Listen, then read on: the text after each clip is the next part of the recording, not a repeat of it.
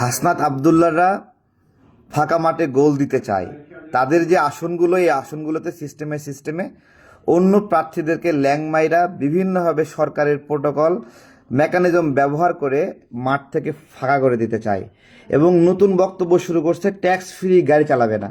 আরে ব্যাটা, মানুষের গাড়ি চালাস, তেলের টাকাও মানুষে দিয়ে দেয়, আবার ট্যাক্স ফ্রি গাড়ি চালাবে না? কি একটা অদ্ভুত কথা! চিন্তা করতে পারেন এরা। তো মাঠ থেকে সরাই দেবে, কেন সরাই দেবে? ঋণ খেলাপি। 2004-5 সালে বিএনপি বা 6 সালের পরে বিএনপি মাঠ থেকে বিতাড়িত হয়, কোনো ব্যবসা বাণিজ্য করতে পারেনি। যারা যে ব্যবসা বাণিজ্য বিনিয়োগ করেছিল, সমস্ত ব্যবসা বাণিজ্য টেক ওভার হয়ে গেছে, ভাঙচুর হয়েছে, দখল হয়ে গেছে। এই হলো তাদের রাজনৈতিক অবস্থা। 16 বছর ধরে নির্যাতন নিপীড়নের শিকার হয়েছে, কোনো ব্যাংকের ঋণ পরিশোধ করতে পারেনি। ধীরে ধীরে তারা ব্যবসা বাণিজ্য ঢুকছে, কাজকর্ম করছে, ব্যাংকের ঋণ পরিশোধ করছে। ঋণ খেলাপি হলে একটা সিস্টেম কি? ঋণ খেলাপি হলে তাকে ফাঁসি দেওয়ার সিস্টেম না, তাকে সেই ঋণটা নেওয়া দরকার। ঋণ নেওয়ার সিস্টেম কি? ঋণ নেওয়ার সিস্টেম হলো ঋণ রিশিডিউল করা। ঋণ রিশিডিউল করে কিভাবে? নির্দিষ্ট পরিমাণ টাকা দিয়া এইটা প্রতিজ্ঞাবদ্ধ হয় যে সে নিয়মিতভাবে একটা নির্দিষ্ট পরিমাণ দিয়ে ঋণ রিশিডিউল হবে। বিষয়টা এইরকম না ঋণ খেলাপি হয়েছে এবং তাকে দুনিয়া থেকে গায়েব করে দিতে হবে, সরাই দিতে হবে, এইরকম না। তো এইভাবে রাজনৈতিক নিপীড়নের শিকার যে সকল ব্যবসায়ী, যারা এমপি পদপ্রার্থী হয়েছে, তারপরে যারা দেশান্তরিত হয়ে অ্যাসাইলাম গ্রহণ করে বিভিন্ন দেশে নাগরিকত্ব পেয়েছে, তারা এই সময়ে এসে বলতেছে যে তারা নির্বাচন করতে পারবে না। ভাই, এইটা যদি নির্বাচন করতে না পারে, তাহলে নাহিদ নির্বাচন করতে পারবে না। নাহিদ উপদেষ্টা ছিল, বাংলাদেশের ইতিহাসে কোনো উপদেষ্টা নির্বাচন করতে পারেনি।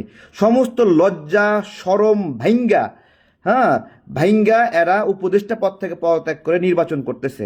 বাংলাদেশের কোনো উপদেষ্টা কোনোদিন নির্বাচন করেনি এবং আইন আছে নির্বাচন করতে পারবে না, এবং এই সরকারের সময়ও সেই আইন বলবৎ থাকার কথা। কিন্তু এদের স্বৈরাচারী আচরণে এরা জুলাই করলে হাজার হাজার কোটি টাকা লুটপাট করা বৈধ, জুলাই করলে মব করা বৈধ, এবং জুলাই করলে চুরি সাস্তামি করা বৈধ, আর জুলাই করলে মানুষের গাড়ি ছিনতাই করে সেই গাড়িতে মানুষের টাকা দিয়ে তেল পুড়ে হাঁকায় চলা বৈধ। আবার বক্তব্য দিবে যে ওরা ট্যাক্স ফ্রি গাড়ি চলবে। তোদের তো ট্যাক্স ফ্রি গাড়ি তো রয়েছে রে, ট্যাক্স ফ্রি না, মানুষের গাড়ি কিনছে, ট্যাক্স ফ্রি গাড়ি কিনতে তো টাকা লাগে। তোদের তো গাড়ি তো মানুষের কাছ থেকে ছিনতাই করে নেওয়া, চুরি করে নেওয়া, তাই না?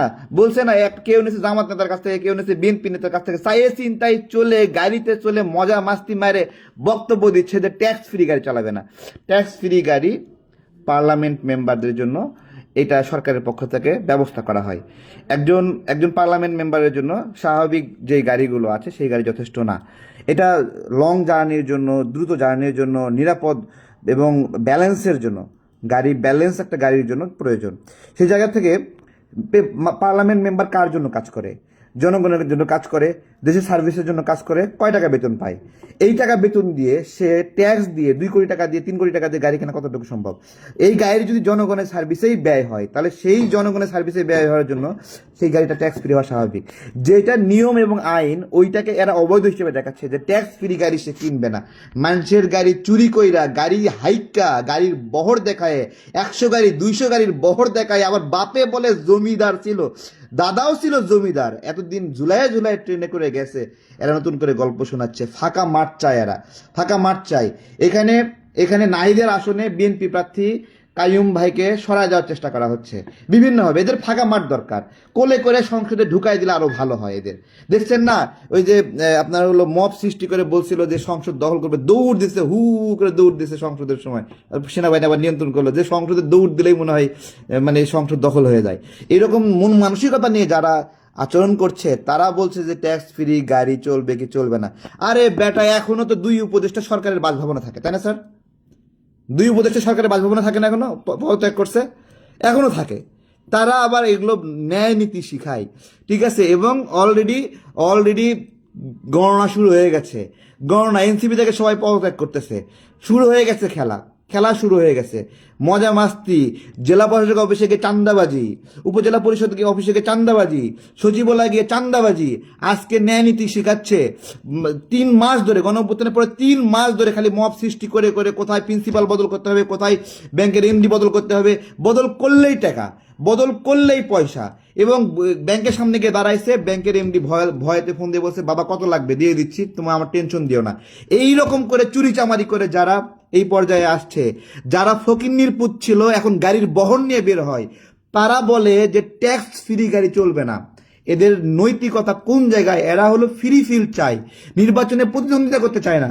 সেই সকল রাজনৈতিক বন্ধুরা যারা দীর্ঘদিন দেশান্তরিত ছিল, অ্যাসাইলামে ছিল, রাজনৈতিক আশ্রয়ে ছিল বিভিন্ন দেশে, বিভিন্ন ডকুমেন্টসের সমস্যা, বিভিন্ন কিছু দেখায় দেখায়, কই তোরা তো একটা জামাত প্রার্থীর বিরুদ্ধে মামলা করস নাই? জামাত প্রার্থী দ্বৈত নাগরিকত্ব নিয়ে গেছে না?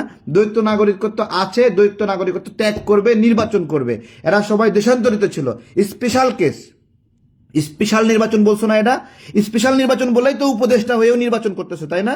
উপদেষ্টা হয়ে তুমি যে প্রোটোকল নিছো, যে অর্থ নিছো, যে অর্থ কামাই করছো, চুরি চামারি করছো, সেইটা নিয়েই তো নির্বাচন করবা।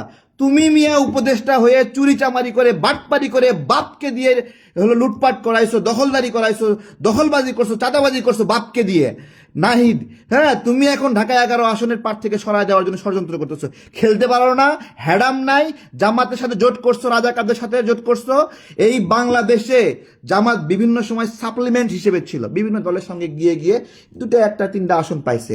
জামাতকে জেতানোর জন্য যারা সেখানে জোটবদ্ধ হয়েছে, জামাত যদি ক্ষমতায় যায়, এই এনসিপি আদর্শিকভাবে জামাতকে যদি ক্ষমতায়ন করে, তাহলে ওই দায়টা থাকে যাবে এনসিপি, যে এরা হলো রাজাকারকে ক্ষমতায়িত করেছে। এই হলো অবস্থা। বলছে না আগে যে জুলাই আসছে 71-এর আর বেল নাই? এই রাজাকাররা বলছে না জুলাই আসছে মুক্তিযুদ্ধের আর বেল নাই? এই যে যারা জুলাই দিয়ে মুক্তিযুদ্ধকে মাটি চাপা দেয়, তাদেরকে যারা শক্তিশালী করে, তারাও রাজাকার।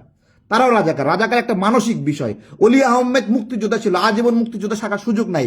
যখন তাকে সে বলবে গোলাম আজম ওর বাপ, তখন তাকে তার মুক্তিযোদ্ধা পদ খারিজ হয়ে গেছে। আখতারুজ্জামান যখন তাকে বলছে গোলাম আজম ওর বাপ, তখন তাকে ওর মুক্তিযোদ্ধা খারিজ হয়ে গেছে। মুক্তিযুদ্ধ একটা আদর্শিক বিষয়, রাজাকারও একটা আদর্শিক বিষয়। যে মুক্তিযুদ্ধের আদর্শিক বিষয়কে অন্তর্ধারণ করবে, সে মুক্তিযুদ্ধের আদর্শে আদর্শিত। আর যে গোলাম আজমকে বাপ মনে করবে, সে গোলাম আজমের আদর্শে আদর্শিত। গালি দিয়ে লাভ নাই, যুক্তি দিয়ে কথা বলো, বুদ্ধি দিয়ে কথা বলো। আমি একটাও গালি দিচ্ছি এই পুরো কথার মধ্যে? রাজাকারকে রাজাকার বলছি। তুমি আমাকে বলো, আমার যে পরিচয়, তুমি আমাকে বলো মুক্তিযুদ্ধের পক্ষের দালাল বলো, কোনো সমস্যা নাই। আমি তোমাকে রাজাকারের দালাল বলছি, তুমি আমাকে মুক্তিযুদ্ধের পক্ষে দালাল বলো, কোনো সমস্যা আছে? তোমার কাছে তো মুক্তিযুদ্ধ একটা গালি। বলছে না রাজাকার আগে ছিল দুর্নাম, এখন হয়ে গেছে প্রশংসা, রাজাকার এখন হলো গৌরবের বিষয়। বলছে না জামাতি ওয়াজি বলছে। তো এগুলোর হ্যাডাম নাই। অলরেডি কান্নাকাটি শুরু হয়ে গেছে, বলতেছে নির্বাচনে থাকবে, এখানে বিবেচনা করতে হবে। নির্বাচন এত সোজা না বাবা। 200টা কেন্দ্রে 3 জন করে এজেন্ট যদি রেডি রাখো, তাহলে 200টা কেন্দ্রে 600 লোক খালি একে পাক্কা দিলওয়ালা, অন্যদিকে কনভিন্স হওয়া যাবে না, এরকম লোক দরকার। এত সোজা না। নিজেদের নির্বাচনে হ্যাডাম নাই, নতুন তারুণ বিভিন্ন কিছু নাম দিয়েছে, পুরান দলকে বাপ ডাইকা সেখানে গিয়ে জোট বাঁধতেছে। আরে বাবা, আমরা তো ছোট দল, আমরা তো কোথাও গিয়ে জোটবদ্ধ হয়েছি। আমরা যে কথা বলতেছি ন্যায় কথা বলতেছি।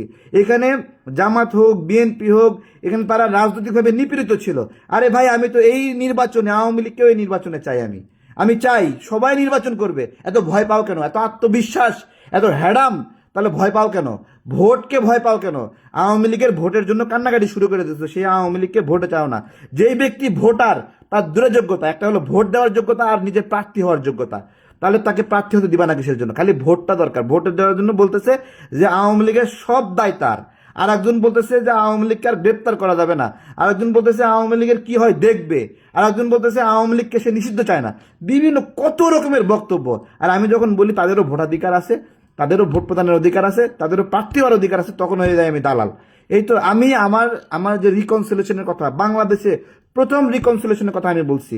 2 দিন আগে নাইট ভোট পাওয়ার জন্য বলছে না রিকনসিলেশনের কথা, ট্রুথ কমিশনের কথা বলছে না? তা আমার কথাই তো বলছে।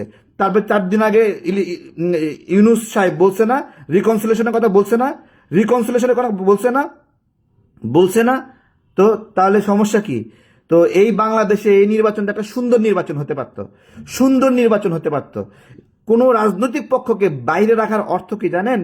বাইরে রাখার অর্থ হলো ওই রাজনৈতিক পক্ষকে নিয়ে অন্যরা ষড়যন্ত্র করবে, অন্যরা তার ভোট নিতে চায়, অন্যরা তার জায়গা নিতে চায়।